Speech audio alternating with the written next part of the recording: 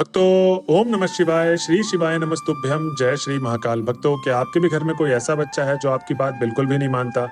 और पढ़ाई तो बिल्कुल करता ही नहीं है, उसके नंबर बहुत ज्यादा कम आते हैं और पूरे पूरे दिन फोन चलाता रहता है, बिल्कुल भी आपकी बात नहीं सुनता, बहुत ज्यादा गुस्सा करता है, चिड़चिड़ा बहुत है। और भक्तों, आपके घर का जो बच्चा है वो थोड़ा सा बड़ा है, मतलब 10th या 12th क्लास में है या कॉलेज में है और जो उसके दोस्त की संगत है बहुत ज्यादा खराब है। बस आपको यही चिंता बनी रहती है कि उसके जो दोस्त नशा पत्ती करते हैं, कहीं मेरे बच्चे के ना लगा दे वो नशे पत्ते की आदत, जिससे वो बिगड़ जाए।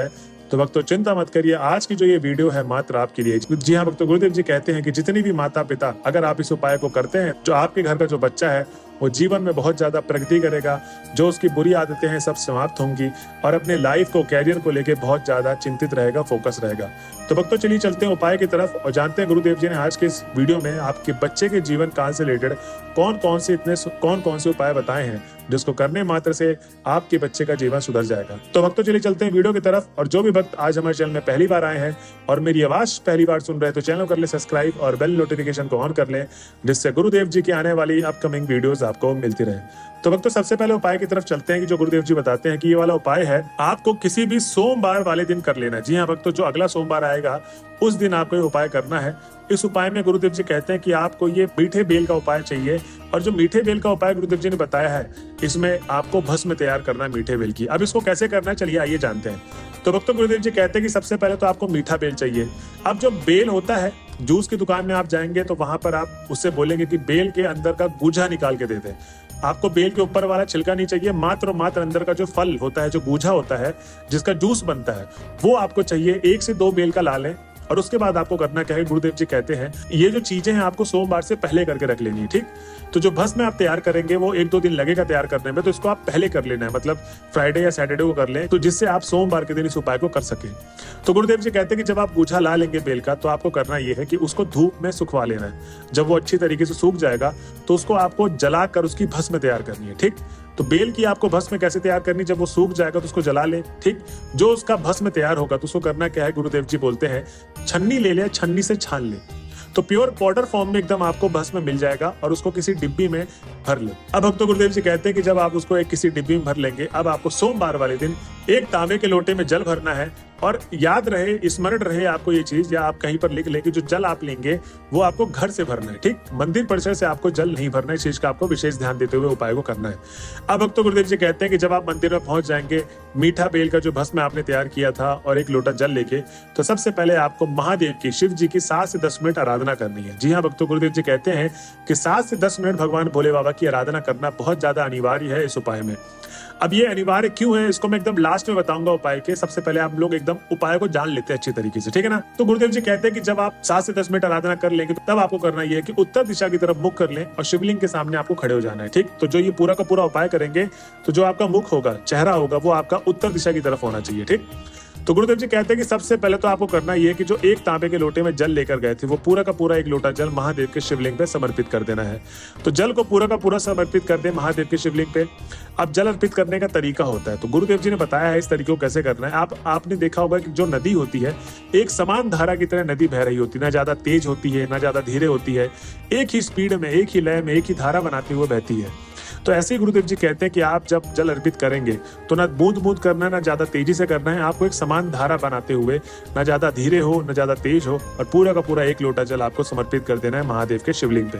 अब उसके बाद भक्तों, गुरुदेव जी कहते हैं कि जब आप पूरा का पूरा जल समर्पित कर देंगे तो उस समय आपको श्री शिवाय नमस्तुभ्यम का भी जाप करते रहना है। जी हाँ भक्तों, जब आप ये पूरा का पूरा प्रक्रिया कर लेंगे पहला वाला, अब गुरुदेव जी कहते हैं कि जो मीठे बेल की भस्म तैयार किया आपने, वो मीठे बेल की भस्म आपको 3 से 4 चुटकी, मतलब चुटकी आप हाथों से बनाए और आपको वो 3 से 4 चुटकी महादेव के शिवलिंग पे आपको सबसे ऊपर वाले भाग में अर्पित करना है। तो जो भस्म आपने तैयार किया है तो 3 से 4 चुटकी मात्र आपको भस्म अर्पित करना है महादेव के शिवलिंग के सबसे ऊपर वाले भाग में। अब जब आप शिवलिंग पे भस्म अर्पित कर चुके हैं,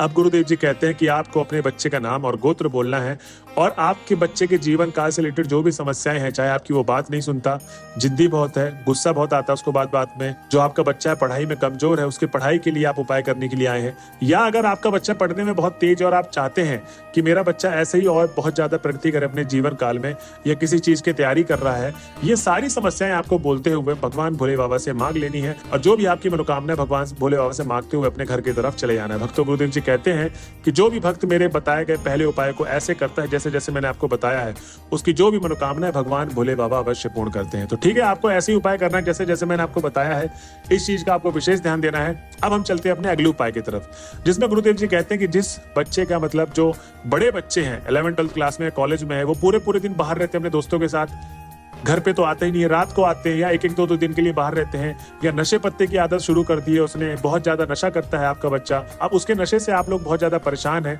आपको लगता है कि ये जीवन में करेगा क्या, तो इन सब के लिए गुरुदेव जी कहते हैं कि आपको करना क्या है, किसी भी प्रदोष काल वाले दिन, जो भी प्रदोष काल का दिन होगा, तो 4 जून, जैसे कि आज का दिन ही है 4 जून, ये प्रदोष काल का दिन है, अगला जो प्रदोष काल का आएगा वो 19 जून को है, तो ये उपाय आप 19 जून को अपने बच्चे के लिए कर सकते हैं, उस बच्चे के लिए जो नशा करता है, ठीक, जो आपकी बात नहीं सुनता, जो घर नहीं आता, जो अपने कैरियर को लेके चिंतित ही नहीं है। आपको करना है कि एक तांबे के लोटे में जल भरना है, घर से जल भर के लेके जाएं, और उसमें आपको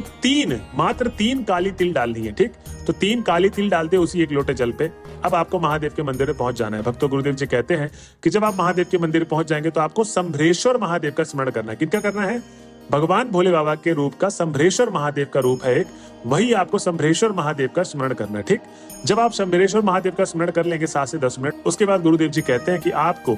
वो जो 1 लोटा जल जिसमें आपने 3 काली तिल डाली हुई थी, वो पूरा का पूरा 1 लोटा जल संभ्रेश्वर महादेव का वापस से स्मरण करते करते पूरा का पूरा जल, जैसे मैंने अर्पित करने का तरीका बताया था, एक समान धारा बनाते हुए पूरा का पूरा जल अर्पित करना है और निरंतर संभ्रेश्वर महादेव का जाप करते रहना है। और उसके बाद जब पूरा का पूरा जल अर्पित आप कर देंगे तो आपको गुरुदेव जी बताते हैं